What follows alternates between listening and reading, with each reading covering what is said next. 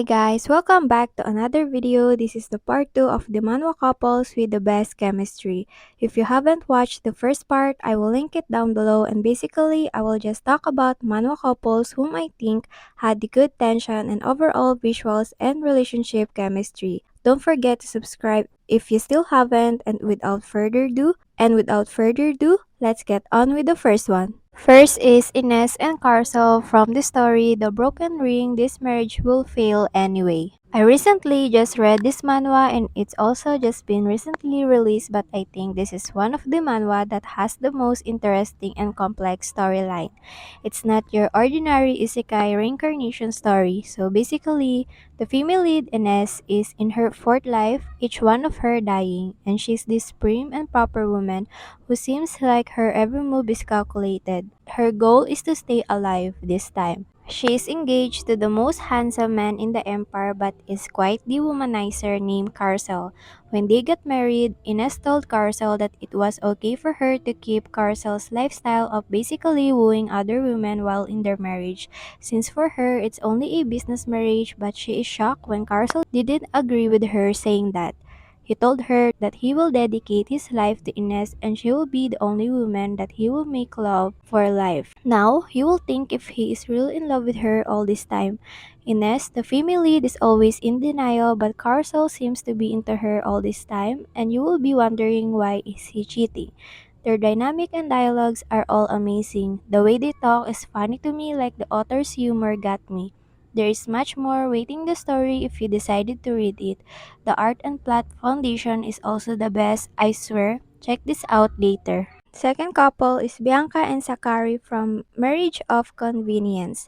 The only problem with this couple that I can think of is the age gap because it's quite far stretched, but I see people defending it since the story takes place in medieval times where the females are wed at a really young age. But from my point of view, since the female lead is reincarnated and Zachary, the male lead, doesn't really push himself and do any unsuitable actions to their relationships, I will give this a pass, and now I will talk about them. This one is more of the spoiled and sheltered female lead trope, being thrown to be a knight's wife, having no knowledge about handling a territory whatsoever, and she got reincarnated because her first life ends in tragedy. Bianca, the female lead, do not have romantic relationship with Sakari. In her second life, she tried to build this relationship and talk to him more, and the most important is she must secure an heir since that's the main reason she died. But this is not easy because Sakari is an awkward man with few words, but he really cherishes and respects his wife and tries his best to give her all her needs. He just doesn't know how to communicate. I think it's just good to read these stories when you thought that the male lead is this cold-hearted and doesn't give a thing about their partners. The misunderstanding is so bad, and then he will die, the female lead will die, and the next thing you know, the female lead will get reincarnated and tries to do everything right. Like, that's when all the good things come. Third is Raylina and Noah from The Reason Why Raylina Ended Up at the Duke's Mansion.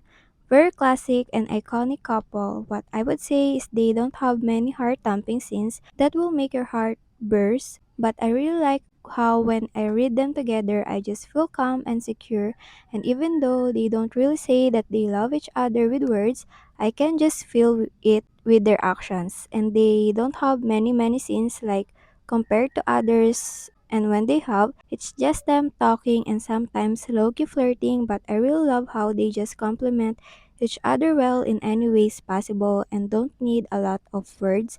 And get you a man who will follow you everywhere. Literally, Noah followed Relina after she get transferred back to the real world.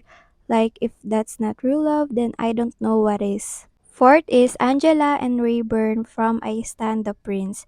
You know how much I love this manhwa, like I would pay to experience what they have, like they're just so smooth and cheesy. I adore their dynamic so much and some of their scenes even made me teary-eyed. It's not because these are sad scenes, but my heart just feels overwhelmed reading them. It's literally not normal, and I became feral just reading them. And guess what? They're not even official, or they've confessed their feelings to the other, and I'm acting like this, so I just can't wait for them to claim each other like they're past the due time. Fifth is Irene and Felix from I Have Become the Hero's Rival. If you watch my one isekai historical recommendation, I think I said that I'm not a big fan of this when Felix is still a goody boy, but right now, I've been feeling this manhwa for quite a while. The story and art are more amazing than I thought. The chemistry between Irene and Felix is overflowing.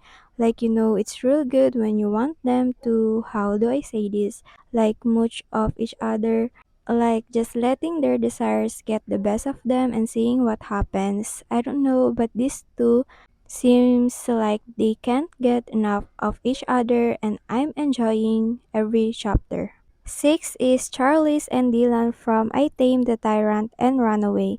We all know what's happening here, and if you don't know, then that means you're being left out of the good parts. As we all know, Dylan is now mad crazy with Charlie's, like it really got to that point. Remember when we were all waiting to get to that part, and now that it's here, it's insane. Like, what did our girl Charlie's give Dylan to be this obsessed with her? And it's funny to see because it's not only Dylan, like Charlie's is also enjoying herself with him. At some point, you will understand that they fit each other well since they're both manipulative and crazy. We love to see it. Seventh is every couple in Seasons of Blossom.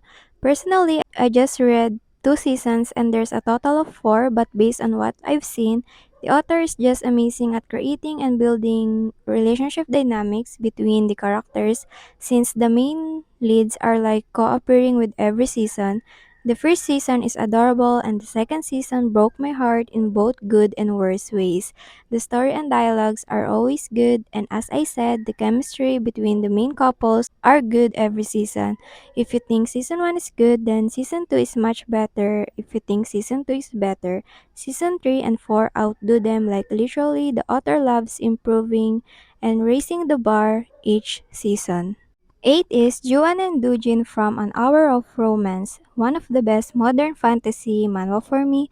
I really adore both of them since I like this trope. It's kind of the strict woman and golden retriever boy. I don't know if I'm saying the correct trope, but you get me. It's the opposite attracts and their personalities are so different from each other.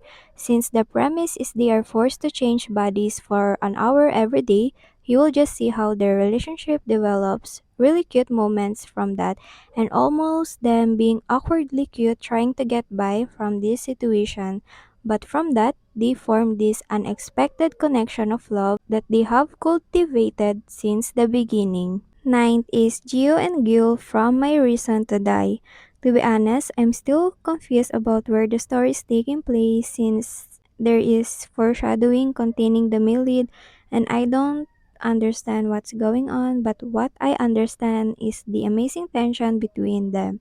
Gyo is just this mysterious man who is randomly appearing in Gio's life, and Gio is a likable character to me. She seems ambitious, and I think Gyo is the mess or the temptation that is like a chapter in her life. I don't think they have a good ending in the way that the story is unfolding, but this just adds angst and for me actually makes it better. And it's good because it's also the same author as the My Summer Solstice. The only difference is this one is not a spicy manhwa, but I saw some quite spicy scenes from the previews in the recent chapters and they look so good together. 10th is Leotera and Pearl from another typical fantasy romance. This manhwa is successful in breaking some stereotypes in manhwa. Firstly, the male lead has the description as being a cold, war-hungry tyrant, and this is the first time that I see a male lead having the perfect visuals for that. And I'm not saying he's ugly because he is most certainly not. And the female lead is your typical understanding, bright, cheery, emotional one.